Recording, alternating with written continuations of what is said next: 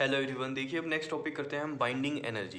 देखो binding energy क्या होती है? The energy with which nucleons are bound in the nucleus is called binding energy. आपको पता है न्यूक्लियस के अंदर क्या होते हैं? हमारे पास न्यूट्रॉन होते हैं और प्रोटॉन होते हैं, तो इन्हीं को वो न्यूक्लियॉन्स बोलते हैं। ठीक है, तो जो एनर्जी इनको बाउंड करके रखती है उसको हम क्या बोलते हैं? बाइंडिंग एनर्जी बोलते हैं। न्यूक्लियॉन्स पता चल गए, न्यूट्रॉन को भी बोलते हैं और प्रोटॉन को भी। ठीक है, दोनों को जब हम मिलके बात करते हैं न्यूट्रॉन और प्रोटॉन की, तो इनको हम क्या बोलते हैं? न्यूक्लियॉन्स बोलते हैं। जो कि न्यूक्लियस में होते हैं, तो वो कौन से होते हैं? न्यूट्रॉन और प्रोटॉन। इन्हीं को हम न्यूक्लियॉन्स बोल देते हैं। ठीक है, तो जो एनर्जी इन न्यूक्लियॉन्स को बाउंड करके रखती है न्यूक्लियस में, उसको हम क्या बोलते हैं? बाइंडिंग एनर्जी बोलते हैं। ये चीज़ समझ में आ गई होगी आपको। दोबारा पढ़ लो। The energy with which nucleons are bound in the nucleus is called binding energy.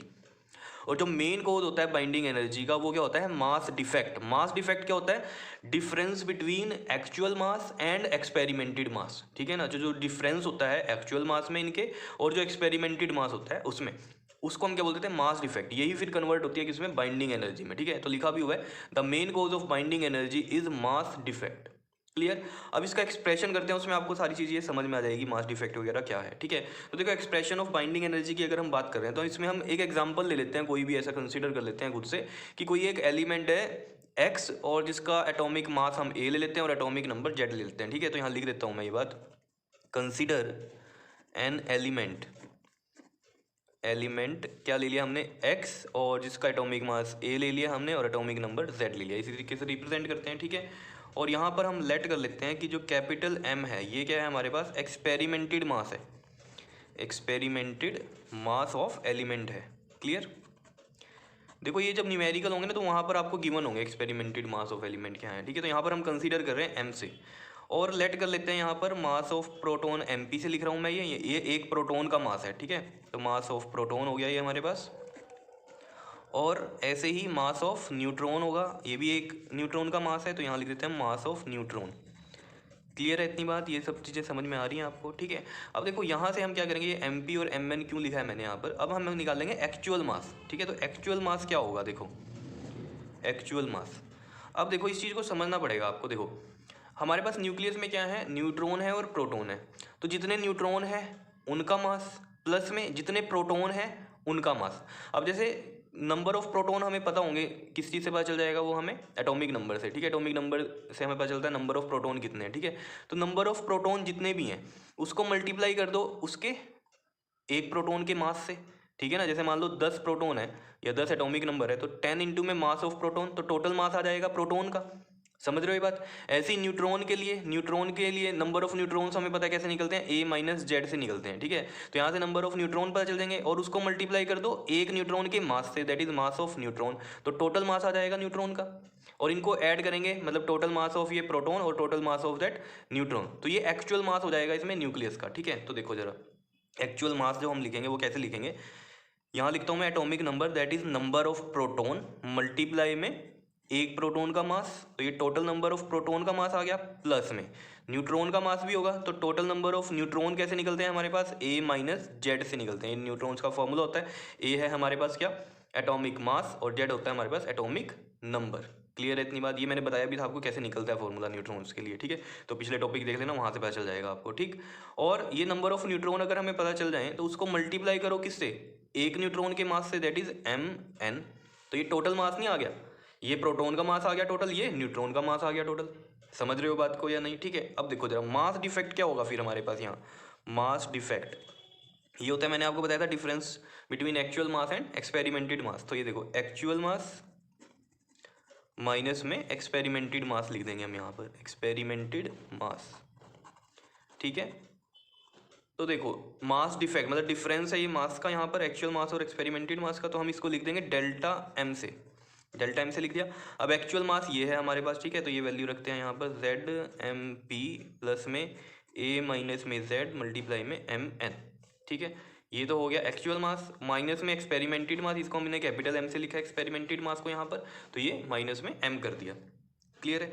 तो मैंने आपको बोला था ये जो मास डिफेक्ट आया है यही कन्वर्ट होगा किसमें? बाइंडिंग एनर्जी में। तो यहाँ लिख देते हैं हम ये बात, now this mass is converted into binding energy. ठीक है, इनटू द बाइंडिंग एनर्जी। तो वो कैसे लिखेंगे अब हम यहाँ पर? देखो इसको बाइंडिंग एनर्जी हमने बी ई से लिख दिया। ठीक है, ये देखो ये दिख रहा है अब आपको ये अच्छे से। तो बाइंडिंग एनर्जी को हमने बी ई से लिख दिया, और ये जो डेल्टा एम है, ठीक है, ये मास डिफेक्ट आया, इसको मल्टीप्लाई कर देंगे सी स्क्वेयर से। सी क्या है हमारे पास यहाँ पर, velocity of light in vacuum है। तो बाइंडिंग एनर्जी का जो फॉर्मूला बन जाएगा वो क्या बन जाएगा, यानी कि एक तरह से एक्सप्रेशन हम बोल सकते हैं, वो क्या बन जाएगा, डेल्टा एम की वैल्यू ये है, तो ये रखते हैं यहाँ पर, देखो ये कितनी है, जेड एम पी प्लस में ए माइनस में जेड एम एन, ठीक है जी, और फिर है ये पूरा एक ब्रैकेट में था यहाँ पर हमारे पास, ठीक, और ये माइनस में एम, ठीक है, ये तो था डेल्टा एम के लिए वैल्यू, ठीक है। तो इसको भी अब अगर हम बिग ब्रैकेट्स में करें तो इस तरीके से कर दो, ठीक है, और मल्टीप्लाई में ये है सी स्क्वेयर, तो ये सी स्क्वेयर यहाँ पर मल्टीप्लाई में कर दिया, ठीक है। तो ये एक्सप्रेशन आ गया हमारे पास किसके लिए, बाइंडिंग एनर्जी के लिए, ये तो एक्सप्रेशन आ गया यहाँ से। क्या इतनी बात क्लियर है या नहीं है, ठीक है। लेकिन न्यूमेरिकल पर्पस के लिए, क्योंकि जो एनर्जी होती है हमारे पास यहाँ पर, ये बाइंडिंग एनर्जी, ये निकलती है मेगा इलेक्ट्रॉन वोल्ट में, ठीक है। तो यहाँ लिख देता हूँ मैं, इन मेगा इलेक्ट्रॉन वोल्ट कैसे निकाल लेंगे हम। तो देखो बाइंडिंग एनर्जी को निकालने के लिए, देखो ये भी बाइंडिंग एनर्जी का फॉर्मूला ही था ना, डेल्टा एम इंटू में सी स्क्वायर, ये डेल्टा एम की वैल्यू रख दी बस हमने यहाँ पर इंटू में सी स्क्वायर। तो देखो एक तरह से बाइंडिंग एनर्जी ये भी है, तो यहाँ पर हम क्या करेंगे, इसको मेगा इलेक्ट्रॉन वोल्ट में कन्वर्ट करने के लिए, ये आपको सिर्फ बताने के लिए कर रहा हूँ यहाँ पर, क्योंकि न्यूमेरिकल में यूज़ होगा ये चीज़, ठीक है। Delta M C square multiply में कर देना आप 931 अपॉन में सी स्क्वायर से मल्टीप्लाई, तो आंसर आएगा मेगा इलेक्ट्रॉन वोल्ट में, ठीक है। तो सी स्क्वायर से देख लो यहाँ पर ये कैंसिल हो रहा है, क्लियर। तो ये कितना आ गया आपके पास, डेल्टा एम इंटू में 931, और जो आंसर आएगा वो किस में आ जाएगा, मेगा इलेक्ट्रॉन वोल्ट में।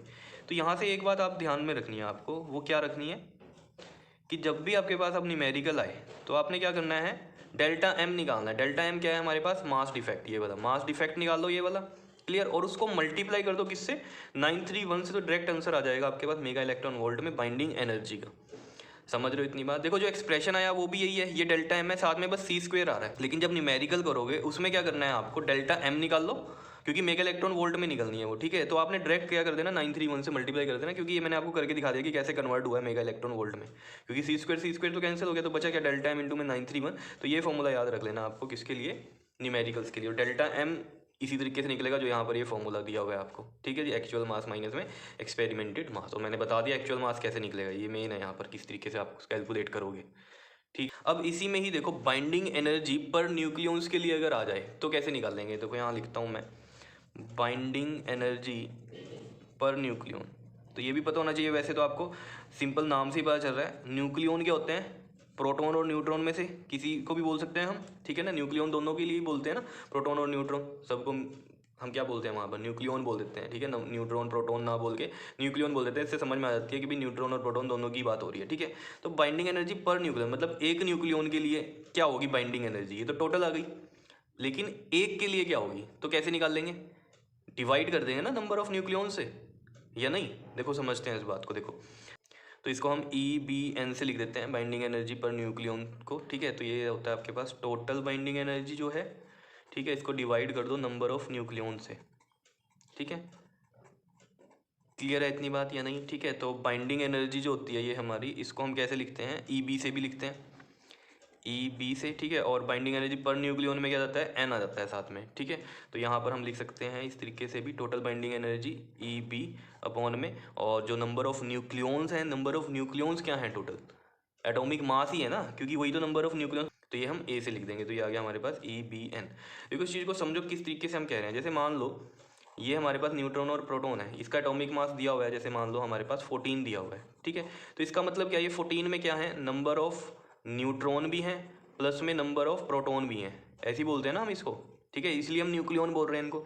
तो ये तो पूरे के लिए था हमारे पास जो एनर्जी आई है, लेकिन पर न्यूक्लियॉन मतलब बाइंडिंग एनर्जी पर न्यूक्लियॉन एक के लिए क्या होगी, तो ऑब्वियस बात है 14 के लिए इतनी है, तो एक के लिए कितनी होगी, 14 से डिवाइड कर देंगे ना इसको, तो आ जाएगी बाइंडिंग एनर्जी पर न्यूक्लियॉन आ जाएगी। ये समझ रहे हो बात या नहीं। 14 के लिए इतनी है, टोटल इतनी आई है, तो एक के लिए कितनी होगी, डिवाइड कर देंगे ना 14 से, यानी कि ये क्या है हमारे पास एटॉमिक मास। समझ रहे हो बात को या नहीं।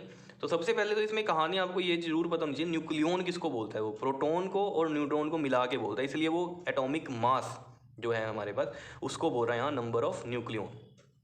समझ रहे हो, क्योंकि एटॉमिक मास ही क्या है हमारे पास, नंबर ऑफ न्यूट्रॉन प्लस में नंबर ऑफ प्रोटॉन, और इनको मिलके हम क्या बोलते हैं, न्यूक्लियॉन बोल देते हैं।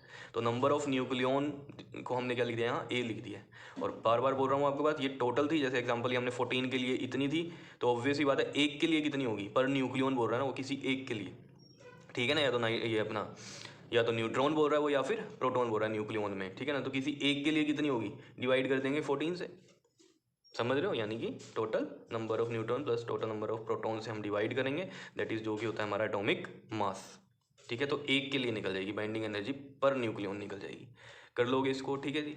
तो ये अच्छे से कर लेना, टॉपिक बहुत इंपॉर्टेंट है। अब इसके ऊपर हम न्यूमेरिकल करते हैं तो आपको ये बहुत ज़्यादा क्लियर हो जाएगा, ठीक है टॉपिक।